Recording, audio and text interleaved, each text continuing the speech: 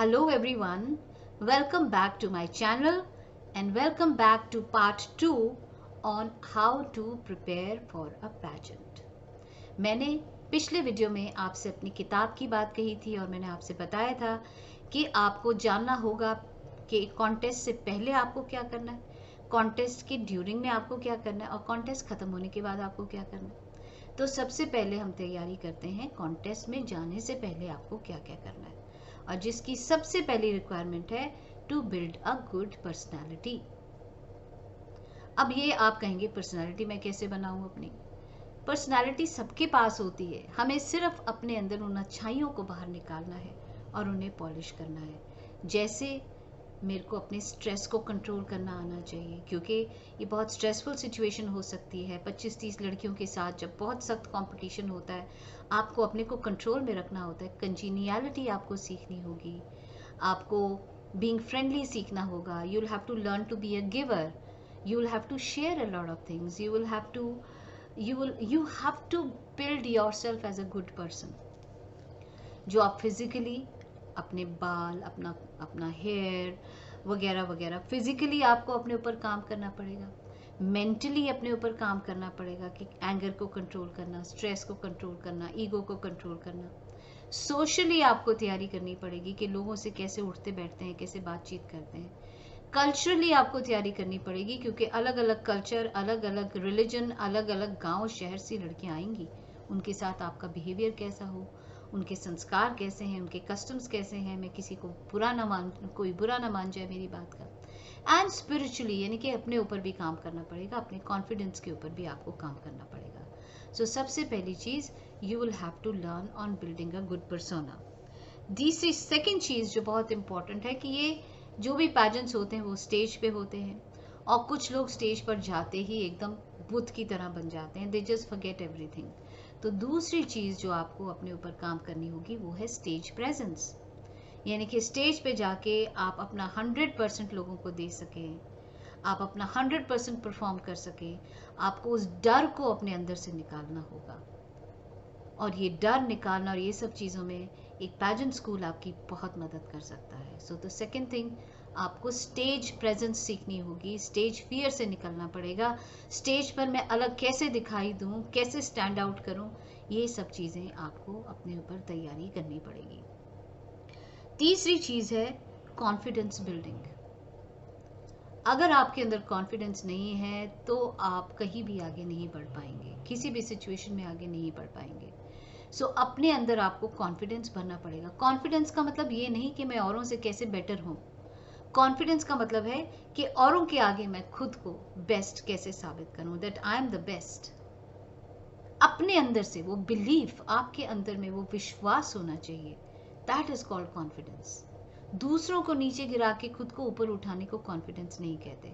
तो वो विश्वास आपको अपने अंदर जगाना होगा कि ठीक है मैं लंबी नहीं हूँ, ठीक है मैं गोरी नहीं हूँ, लेकिन मेरे अंदर भी कुछ है। I am different and I can prove it to the world. So confidence building is something which you have to work upon. और उसी के साथ साथ आ जाता है working on your self esteem, क्योंकि बचपन से लेके अब तक बहुत से लोग हमें बहुत कुछ कह चुके होते हैं। तुझसे होगा नहीं, तेरे बस का नहीं है, जा जा छोड़ दे, अरे और देख कितनी सुंदर है, तू कहाँ स्टैंड आउट करेगी। ये बातें जब हम सुनते हैं तो कहीं ना कहीं हमारा आत्मविश्वास खो जाता है। उसको भी आपने अपने ऊपर काम करना पड़ेगा, वो सारी बातें भुला के अपने अंदर वो विश्वास जगाना पड़ेगा कि मैं जिंदगी में कुछ भी चाहूँ वो कर सकती हूँ, किसी के बोलने ना बोलने से मुझे कोई फर्क नहीं पड़ता। You have to build your self esteem. Next चीज जो आपको ध्यान में रखनी होगी वो होगी आपकी कम्युनिकेशन स्किल्स, क्योंकि अच्छा दिखना या अच्छा इंसान होना सिर्फ काफ़ी नहीं है, क्योंकि पैजेंट्स में आपको बोलना पड़ता है, मीडिया के आगे बोलना पड़ेगा, लोगों के आगे बोलना पड़ेगा।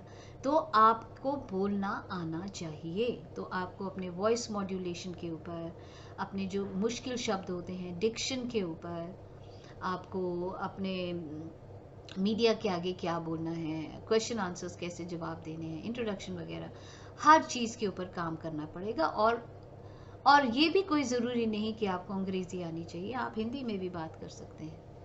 सो आपको अपने कम्युनिकेशन स्किल्स के ऊपर काम करना पड़ेगा। इसके अलावा जब आप अपनी पर्सनालिटी पे काम कर रहे हैं तो आपको अपनी पर्सनल हाइजीन पे काम करना पड़ेगा, क्योंकि इतने लोगों के बीच में आप होंगे। सो आपका मुंह से अच्छा स्मेल आ रहा है, आपके बॉडी से अच्छा स्मेल आ रहा है, आपके हाथ और पैर मैनिक्योर्ड पेनिक्योर्ड हैं, आपके बाल अच्छी कंडीशन में हैं, आपकी स्किन अच्छी कंडीशन में है, आप रोज़ नहाते हैं, you change your inner wear and outer wear every day. Personal hygiene पर भी काम करना पड़ेगा, और उसी में आ जाता है अपने बालों का ख्याल रखना, अपनी स्किन का ख्याल रखना, अपने दांतों का ख्याल रखना, अपने नाखूनों का ख्याल रखना, और जो एक लंबा प्रोसेस है, क्योंकि अब तक अगर हमने ध्यान नहीं दिया तो ये चीज़ें आपको स्टेज पे बहुत काम आएंगी। So you have to do skin care, hair care वगैरह वगैरह, ये सब चीज़ें आपको अपने ऊपर देखनी पड़ेंगी। प्लस अगर आपके दांत जो हैं वो बहुत पीले हैं, टेढ़े फेढ़े हैं, सो थोड़ा सा उनके ऊपर भी काम करना पड़ेगा। You might have to get them whitened, और अगर वो थोड़े टेढ़े फेढ़े हैं तो ब्रेसेस लगवाएं, उनको सीधा करें ताकि आपकी स्माइल अच्छी हो। और आजकल ऐसे बहुत से एक्सपर्ट्स हैं जो स्माइल डिज़ाइनिंग करते हैं, क्योंकि a beauty queen is all about smiles. आपको हमेशा स्माइल करते रहना पड़ेगा, और अगर आपकी स्माइल अच्छी नहीं है तो आप ही को अपने कॉन्फिडेंस में कमी नज़र आएगी। So you might have to work on your pearly teeth and make them beautiful. इसके अलावा आपको अपने नेल्स के ऊपर काम करना पड़ेगा, अपनी फिटनेस के ऊपर काम करना पड़ेगा, अपने डाइट के ऊपर काम करना पड़ेगा। Your weight has to be proportionate to your height. तो आपको अपना फिटनेस रिजीम बनाना पड़ेगा, डिसिप्लिन के साथ आपको ये सारी चीज़ें करनी पड़ेंगी।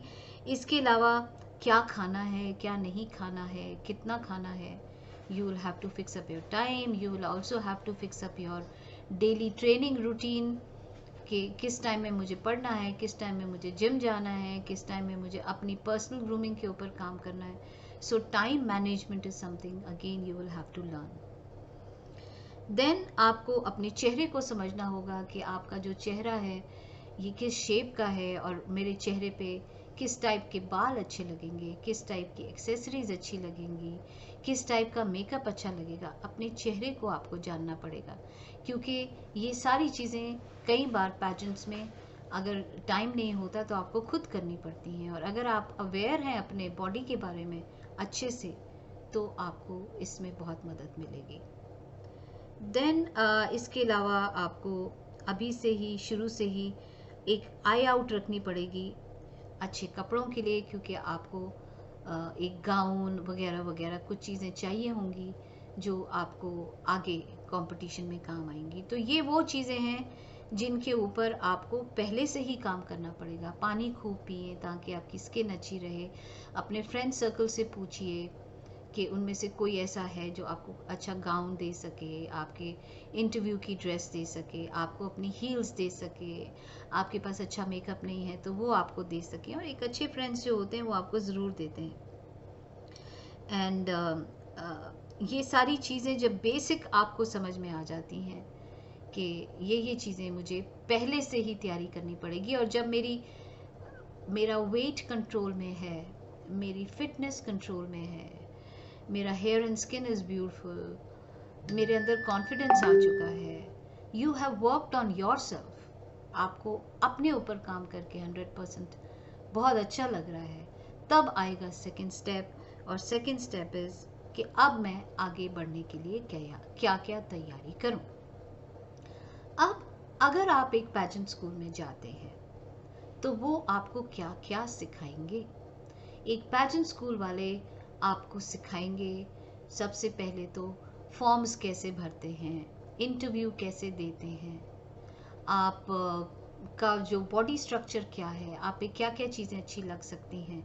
आपको मेकअप सिखाया जाएगा, आपको रैंप वॉक सिखाया जाएगा, आपको बॉडी लैंग्वेज सिखाया जाएगा, स्टेज पे इंट्रोडक्शन कैसे देते हैं वो सिखाया जाएगा, आपको क्वेश्चन एंड आंसर्स का जवाब कैसे देना है वो सिखाया जाएगा, आपको अपना हेयर स्टाइलिंग कैसे करना है वो सिखाया जाएगा।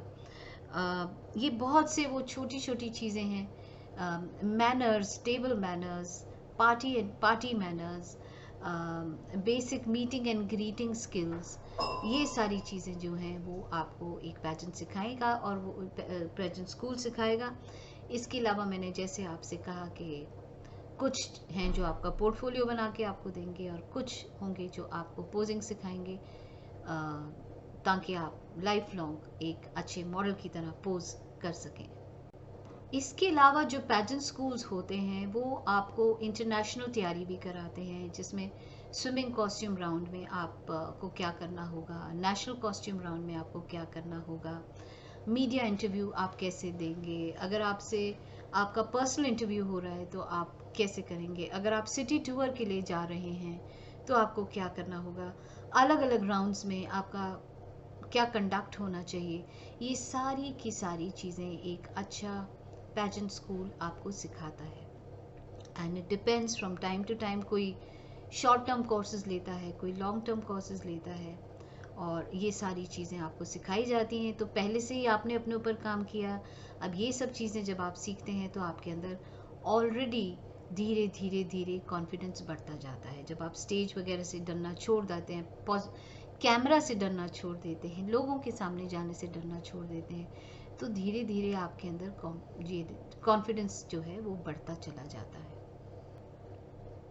अब ये आपने सारी चीज़ें सीख ली, रैंप वॉक, बॉडी लैंग्वेज वगैरह वगैरह सब कुछ आपके हाथ में है, कंट्रोल में है, and you are fully confident कि अब मैं तैयार हूँ। Then you will look for the right competition, you will have to see कि कहाँ पे आप फिट होते हैं, अप्लाई फॉर दैट। और जब आप अप्लाई करेंगे तो आपको या तो ऑनलाइन इंटरव्यू देना पड़ेगा या आपको ऑडिशन के लिए बुलाया जाएगा। जब आप ऑडिशन के लिए जाते हैं तो वहाँ पे भी आपको एक फॉर्म भरना पड़ेगा। Then you might have to give an introduction round, you might have to go for a talent round, and you might have to do the ramp walk. तो उसकी भी तैयारी आपकी ऑलरेडी करा दी गई है। टैलेंट राउंड भी, जो मैं फॉरगॉट टू टेल यू कि टैलेंट राउंड की तैयारी भी जो आपका पैजेंट स्कूल है वो कराता है। कई पैजेंट स्कूल में कुछ लोग होंगे जो ऑन द पे रोल होंगे जो आपको सिखाएंगे, लेकिन मैं आपको उन एक्सपर्ट्स तक पहुंचा पाऊंगी जो आपको इंटरनेशनली तैयार कर सकते हैं टैलेंट के लिए। हाँ, क्या टैलेंट राउंड होता है, क्या देखा जाता है, क्या क्या होना चाहिए वगैरह, ये सारी चीज़ें मैं ज़रूर सिखाती हूँ, लेकिन मैं आपको टैलेंट सिखाती नहीं। टैलेंट आपको एक वही इंसान सिखा सकता है जो उसमें माहिर हो, चाहे वो एक डांसर हो, चाहे वो सिंगर हो, चाहे वो एक्टर हो। जब आप ऑडिशन के लिए पहुंचते हैं तो वहाँ पहले आपका एक ओरिएंटेशन होता है, आपको बताया जाएगा कैसे आप स्टेज पे आएंगे, कैसे बोलेंगे, कैसे जाएंगे, और फिर आपसे कहा जाता है कि आपको इत्तला दे दी जाएगी that you have been decided as a finalist और नॉट। प्लस वो आपको एक ड्रेस कोड बताएंगे कि ये पहन के आना है। It could be a black shirt and a black pant, और it could be a white ganji and shorts, it could be a black dress, it could be anything, depending वो क्या चाहते हैं आपसे।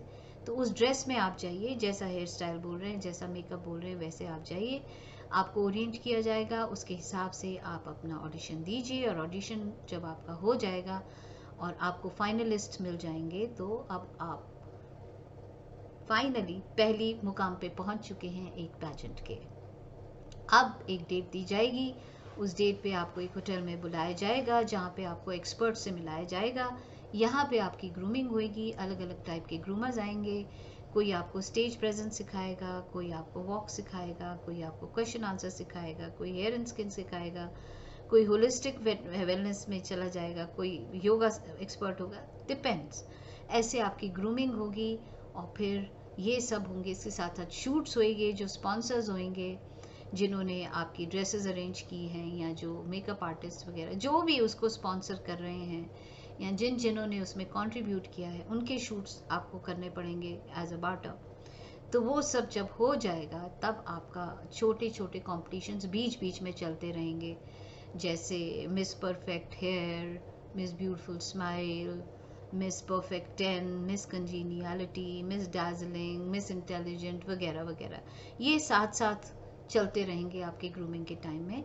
और कुछ लोग ये समझते हैं कि आपका जो कंपटीशन है वो फाइनल दिन पर ही होता है। नहीं, आपका जो कंपटीशन है वो एक्चुअली उस दिन से ही शुरू हो जाता है जिस दिन आप ग्रूमिंग के लिए रिपोर्ट करते हैं। इसीलिए आपका बिहेवियर हर वक्त देखा जाता है। कई जगह कैमरास भी लगे होते हैं जहाँ पे वो ऑब्जर्व करते हैं, और अगर आप किसी की बुराई कर रहे हैं ऑर्गेनाइजेशन की बुराई कर रहे हैं, जो चीज़ें आपको कही गई हैं कि मत करो, ड्रिंक मत करो, स्मोक मत करो, छिप छिप के आप वो कर रहे हैं, या आप कुछ ऐसी इलीगल चीज़ कर रहे हैं जो कि उनको बिल्कुल भी पसंद नहीं है, तो आप डिस्क्वालीफाई कर दिए जाएंगे। और याद रखिए, दीवारों के भी कान होते हैं, कभी कोई ऐसी चीज़ नहीं है जो कोई नहीं देख रहा। तो आपके बारे में जैसे ही पता लगेगा आप डिस्क्वालीफाई भी हो सकते हैं, इसलिए अपने कंडक्ट को बेस्ट रखिए। हर एक के साथ पोलाइटली चलिए, चाहे वो ऑर्गेनाइजेशन के लोग हों, चाहे वो आपकी ग्रूमिंग टीम के लोग हों, सबके साथ अच्छे से प्यार मोहब्बत से रहिए। अपने फेलो कॉम्पिटिटर्स के साथ दोस्ती बना के रखिए।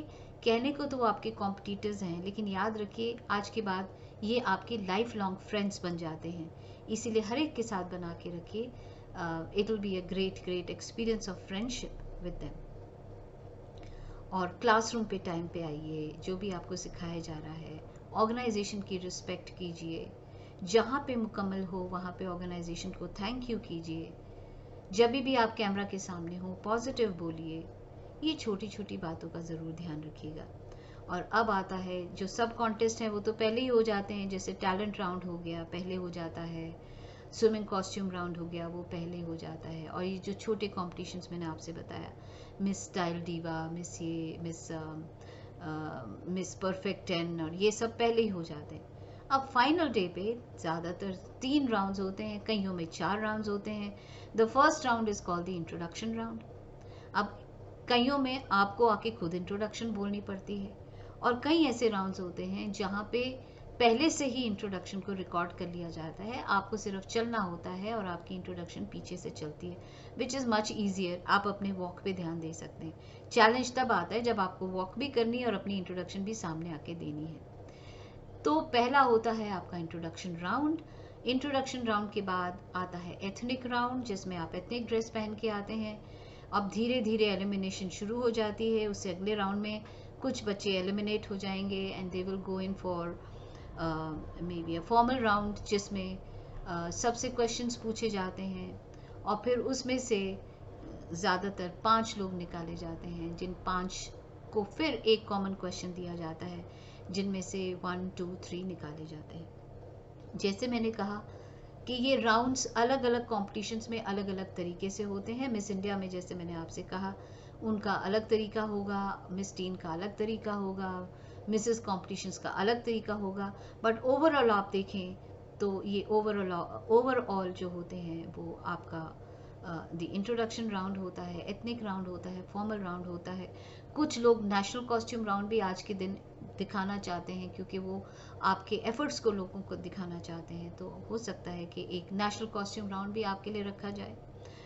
सो ये कुछ राउंड्स होते हैं जिनमें कुछ लोग टैलेंट राउंड भी रखते हैं, उन लोगों का जिनका टैलेंट बहुत अच्छा है, जो जिनके टैलेंट्स उन्होंने अलग अलग सिलेक्ट किए हैं। डिपेंड्स कितना वक्त है ऑर्गेनाइजेशन के पास, और किस लेवल का कंपटीशन है, किस टाइप के आपका जूरी है, क्योंकि जूरी अगर बहुत वीआईपी टाइप है उनके पास इतना टाइम नहीं होता कि वो इतने हर चीज़ के लिए बैठे हैं आपके साथ। तो कुछ बार जूरीज भी आपको अलग अलग कॉम्पिटिशन्स के लिए अलग अलग मिलती हैं, कुछ बार एक ही जूरी होती है जो सारे में चलती है, और कई बार आपको एक मेंटर भी दिया जाता है जो आपको हर एक चीज़ पे टाइम टू टाइम गाइड करता रहता है।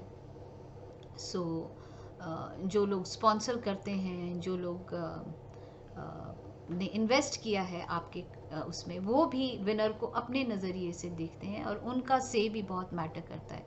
ग्रूमर्स क्या कहते हैं, आपके ऑर्गेनाइजेशन क्या कहते हैं, आपका बिहेवियर कैसा रहा, आपके स्पॉन्सर्स क्या करते हैं, वो सारे मार्क्स भी आपके फाइनल में काउंट होते हैं। एंड जिसमें आपका वॉक कैसा था, आपकी प्रेजेंटेशन कैसी थी, आपकी इंट्रोडक्शन कैसी थी, आपकी कम्युनिकेशन स्किल्स कैसी है, आपकी प्रेजेंस ऑफ माइंड कैसी है, आपने क्वेश्चन का कैसे आंसर दिया, ये अलग अलग पैरामीटर्स पे आपको जज किया जाता है। और जैसे मैंने कहा नॉर्मली लास्ट में या 3 बचते हैं या 5 बचते हैं, जिनसे ज़्यादातर 5 होते हैं, जिनसे कॉमन क्वेश्चन पूछा जाता है और फिर उसमें से विनर्स को निकाला जाता है। तो जब आप विनर बन जाते हैं तो पहली चीज़ तो उसको दिमाग में मत जाने दीजिए कि आप कोई बहुत बड़ा कंपटीशन जीते हैं, क्योंकि जहाँ पे ईगो आ जाएगा वहाँ पे आपका जो कंडक्ट है उसमें से वो दिखने लगेगा, and people will not take you as a very positive and a nice human being. तो विनर बनने के बाद आपको वो सारी चीज़ें जो आपने सीखी थी, आपका ट्रैवल एटिकेट, आपका पार्टी एटिकेट, आपका सोशल मीडिया एटिकेट, आपका small talk etiquette, business card etiquette, आपका meal time etiquette, introductions and dealing with media, क्योंकि एक बार आप जीत जाते हैं तो आपके सर पे एक बहुत बड़ी रिस्पॉन्सिबिलिटी होती है उस ऑर्गेनाइजेशन के कॉज की, और उनको भी प्रमोट करने की, स्पॉन्सर्स को भी प्रमोट करने की, खुद को भी प्रमोट करने की। तो you have to know what to say to media, how to face the camera, what do I say, what I don't say, क्योंकि आपकी कही गई हर बात रिकॉर्ड में चली जाती है, which can be dangerous also for you. So बड़ा सोच समझ के आपको बोलना पड़ता है जब आप जाते हैं। प्लस अब आप एक लाइमलाइट में हैं, तो you have to also be very careful about sportsmanship, about stress management, about ego management, and also ये भी ध्यान रखना है कि ये नहीं कि मैं विनर बन गई हूँ तो मैं अपना सारा डिसिप्लिन छोड़ दूँ। You have to sleep on time, you have to get up on time, you have to exercise on time, you have to have your diet on time, so everything has to be perfect, and responsibility और बढ़ जाती है जब आप एक winner बन जाते हैं। और एक बार अगर आप विनर बन जाते हैं, you become the property of the organisation, तो आप जो भी स्टेप लेंगे you have to inform them, क्योंकि आप उनके कॉन्ट्रैक्ट में आ जाते हैं। You have to inform them. आप ऐसे इंडिविजुअली कहीं भी उठ के नहीं जा सकते। You have to keep them in the loop, take permission, जहाँ पर भी आपको जाना है या आपको बुलाया गया है, and only if they give you permission, only then you can go. And याद रखिए, वो पूरा साल आपको बहुत रिस्पॉन्सिबिलिटीज़ के साथ यूज़ करना है, साथ साथ अपने अवेन्यूज़ पे भी काम करना है। व्हाट इज़ योर पर्पज़, आगे इसके बाद क्या, that is also question mark. उसके लिए भी आपको साथ साथ अपनी तैयारी करनी है, यानी कि 1 साल के बाद जब आप अपना क्राउन दे दें तो फिर आप फिर से घर बैठ गए and you have nothing to do. So ये जनरली मैंने आपको चीज़ें बताई। तो वापस अगर मैं आऊँ मेन टॉपिक पे कि आपको क्या क्या चीज़ सीखनी चाहिए।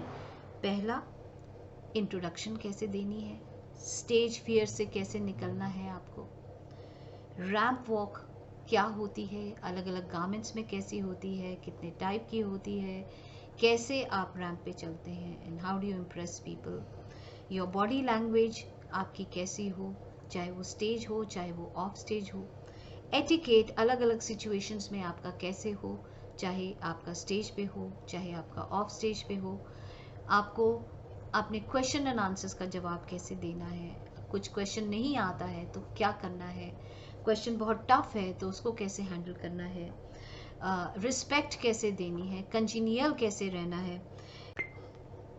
इसके अलावा सेल्फ मेकअप, आपकी हेयर स्टाइलिंग, आपकी wardrobe styling, wardrobe management, heels, shoe management, ये सारी की सारी चीज़ें जो हैं वो आपको सीखनी पड़ेंगी, जो मुश्किल नहीं है। आप चाहें तो आप किसी पैटर्न स्कूल से सीखें, चाहें तो आप इंटरनेट से सीखें, बहुत से वीडियोस आपको मिलेंगे। आई होप ये आपके क्वेश्चंस आंसर करते हैं। अगर इसके अलावा अभी भी क्वेश्चंस हैं तो आप मुझे ज़रूर लिखिए, मैं पूरी कोशिश करूँगी उनका जवाब देने की।